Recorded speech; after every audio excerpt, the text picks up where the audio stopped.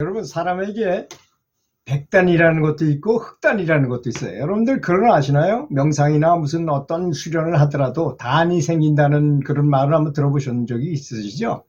그 단을 서양에서는 뭐 차크라 이런 말을 쓰기도 하고 에너지 센터 이런 말을 씁니다. 이게 척추에 따라서 이게 호르몬 작용하고도 관련이 있고 하여튼 이렇게 장기하고도 관련이 있는 것 같아요. 그래서 이제 뭐 7군데의 차크라가 있다. 사람한테는 이런 말을 하잖아요. 근데 그 확실히 그런 것 같아요. 그런데 이제 놀라운 것은 이 차크라는 의식에 내가 어떻게 생각하느냐에 따라서 어떤 위치에다가 예를 들어서 손가락 끝에다도 단을 만들 수 있어요. 손가락 끝에다 의식을 거기다 매일 집중한다면. 근데 뭐 손가락 끝에 그렇게 할 필요가 없으니까 그렇게 안 할 뿐이잖아요. 가장 바람직한 곳이 이제 이마 가운데 있는 그런 차크라라고 말하잖아요. 아자나 차크라라고 말하는 그런 곳이라고도 하는데, 근데 이제 제가 얘기하고자 하는 것은 좋은 생각, 수행에 대한 생각, 아주 기쁜 생각, 행복한 생각을 하면 원치 않아도 저절로 그런 게 생길 수도 있어요. 내가 어디다 뭐 단을 만들려고 그러지 않는데 저절로 생기는 경우도 많이 있습니다. 그런 경우도 있고 아주 의도적으로 그쪽에다가 집중해가지고 황금색 단을, 백단을 만들어내는 경우도 있는데, 제가 얘기하고자 하는 건 너무나 중요한 얘기입니다. 이거와 반대의 생각을 한다면 어떻게 될까요? 그죠? 반대의 생각. 이제 그렇잖아요. 행복 호르몬이 분비가 되면 황금색이라 그래요. 머릿속에서 이렇게 MRI로 찍어보면 그 황금색의 물질이 이렇게 출렁출렁 넘치면서 뇌를 잠식해가지고 뇌를 전체를 이렇게 하다가 혈액을 따라 전신까지 쫙 퍼져나가고 나중에는 바깥으로 이렇게 막 저 오라처럼 이렇게 후광처럼 이렇게 밖으로 분사까지 됩니다. 그래서 성인을 그리면 반드시 뒤에다 후광을 그리는 이유가 바로 거기에 있는 것입니다. 아주 간단해요, 지극히. 그런데 이제 문제는 뭐냐? 사람이 근심하고 걱정하고 고민하고 긴장 속에 빠지고 스트레스를 매일 받는 사람은 그러면 어떻게 될 것인가? 그러면 검은색 물질이 시커먼 연기 같은 그런 물질이 이렇게 분비가 돼요. 뇌하수체에서. 뇌하수체가 호르몬을 총괄하는 사령부격이잖아요. 거기서 이제 이렇게 분비가 돼가지고 이것도 역시 혈액을 따라 쫙 전신으로 퍼져나갑니다. 그러면 마비가 돼요. 뇌부터 마비가 돼요. 그래서 열받으면 뇌에 배이는 게 없다는 말을 하잖아요. 이게 실제 상황입니다. 가식이 아니에요. 진짜 그런 현상이 일어나요. 사람은 뇌가 3중으로 되어 있다는 거 다 아시죠? 맨 바깥에는 사람의 뇌고, 그 다음에 동물의 뇌고, 맨 가운데 있는 거는 파충류의 뇌만, 파충류의 뇌로 이렇게 나눠지는데요. 열을 꽉 받아가지고 시커먼 연기가 꽉 채우면 우선 인간의 뇌부터 마비시켜요.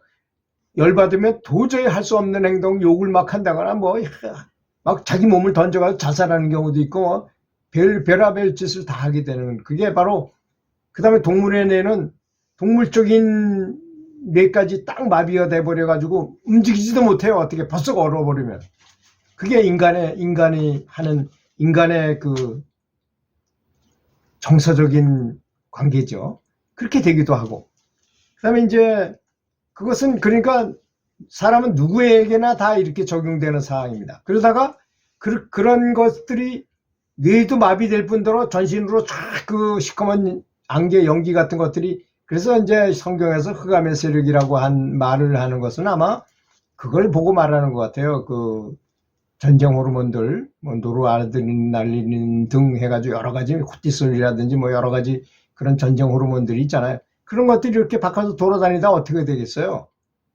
자기 만만한 곳에 내 몸 중에 제일 약한 부분에 가서 탁 턱거덕하고 거기에 딱 달라붙어가지고 점점 더 키워요, 그거를.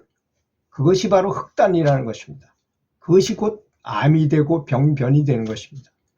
그래서 뭐 꼭 암이래야만 죽는 게 아니잖아요, 사람이. 거기서 뭐 병을 일으킨다거나 또는 암이 돼가지고 덩어리로 그냥 거기서 굉장히 오랫동안 사람을 괴롭히거나 하게 된다는 것입니다.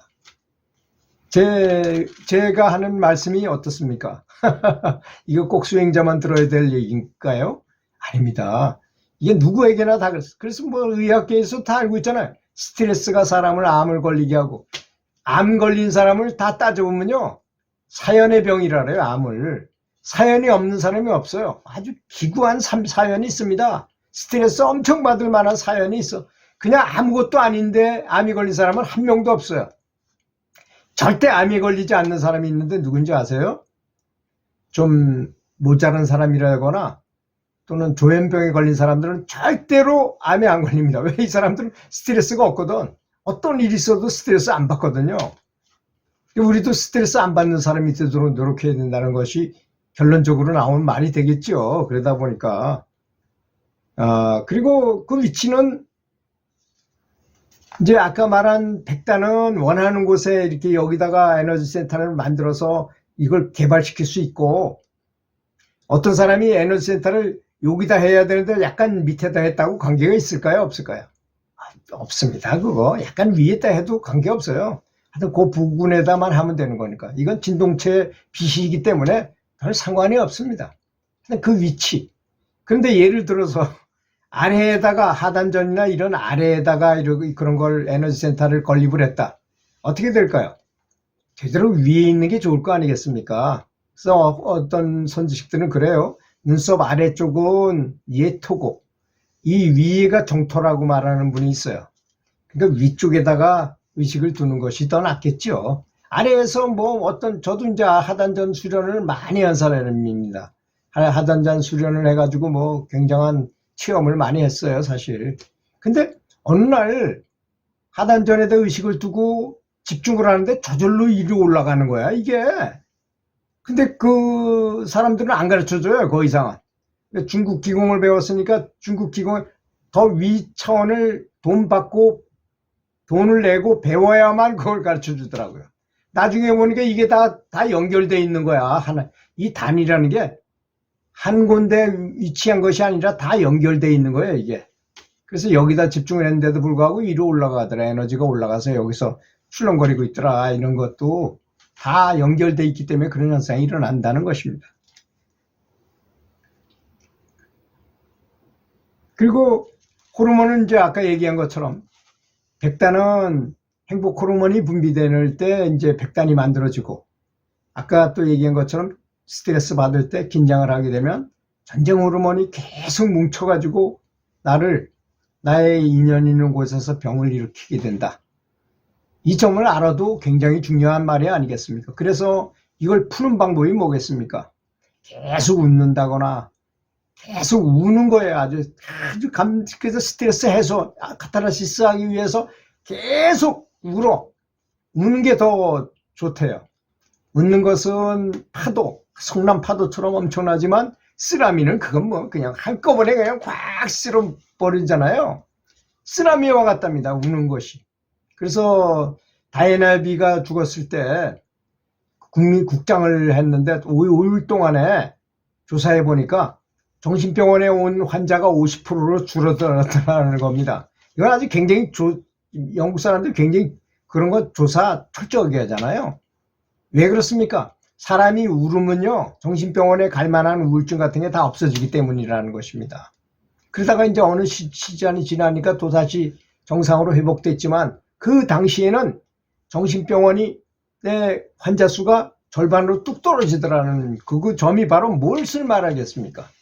스트레스를, 자기 속에 있는 스트레스를 해소하는 큰 작용을 한다는 것이니까. 그래서 저는 일부러 TV 프로그램 중에서요, 제가 제일 좋아하는 건 수요일 날 하는 그 아침마당에 도전 꿈의 무대를 보면, 그 노래를 전 무명 가수로 한 10년 이렇게 살다가 한번 꿈의 무대에 도전해가지고 우승을 하겠다 해가지고 거기서 이제 이렇게 발표하는 걸 들어보면, 야, 정말 구구절절하고 저도 모르게 눈물이 뚝뚝 흘러요. 그런 걸 보면서 일부러 눈물을 더 많이 나게 합니다. 감동을 많이 받도록 노력해요. 또 영화 같은 거, 아주 감동적인 영화를 봐가지고 또 눈물을 뚝뚝 흘림. 그러면 아주 엄청나게 진보할 수 있거든요, 사실. 이것이 그래서 어떤 선지식께서는 본인이 쓴 가장 애지중지하는 그 시집의 이름을 침묵의 눈물이라고 하셨어요. 사실은 침묵의 감동의 눈물이죠. 침묵 속에서 흘리는 감동의 눈물이란 뜻이잖아요. 그렇게 눈물이라는 것이 사람을 진보하게 만드는, 그래서 영혼을 정화하는데 가장 좋은 것이 눈물이라고 합니다. 그래서 어떤 성직자는 그런 말을 했어요. 마른 눈 가지고는 천국에 갈 수 없다. 이런 말을 했어요. 뭐 슬픈 눈, 감동의 눈물, 슬픔의 눈물, 또 불쌍하게 여기는 눈물, 이런 걸 많이 흘려야만 천국에 간다는 뜻이 아니겠습니까, 여러분? 그래서 불경의 가장 중요한 핵심 단어인 이치유심조라는 것이 바로 모든 것이 생각에 따르는 거라니까 좋은 생각을 해야 되겠죠. 부처님께서 하신 말씀을 딱 줄여서 한마디로 얘기한다면 자비 아니겠습니까? 자비가 너무 커서 대자대비라고까지 말씀하셨잖아요. 그래서 자비심을 무량하게 키워라. 아주 한두 끝도 없이 큰다는 것입니다.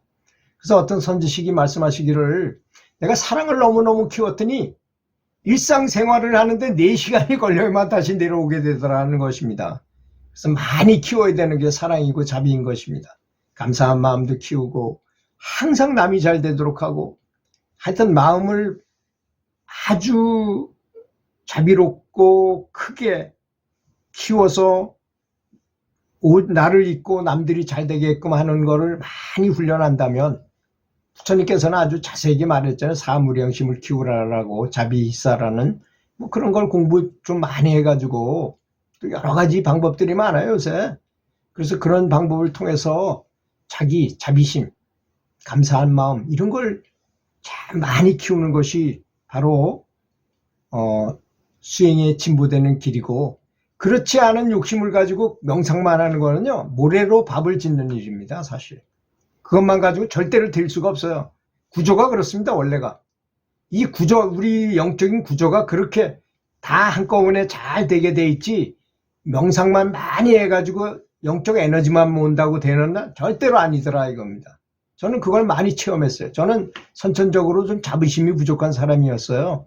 그래서 자비심이 부족하다는 거를 제가 깨닫는 순간에 굉장히 남이 잘 되도록 노력을 했는데 아직도 멀었지만 그래도 남을 위해서 기도하려고는 노력하고 있습니다. 그러니까 좀 진보하는 듯한 느낌이 들더라고요.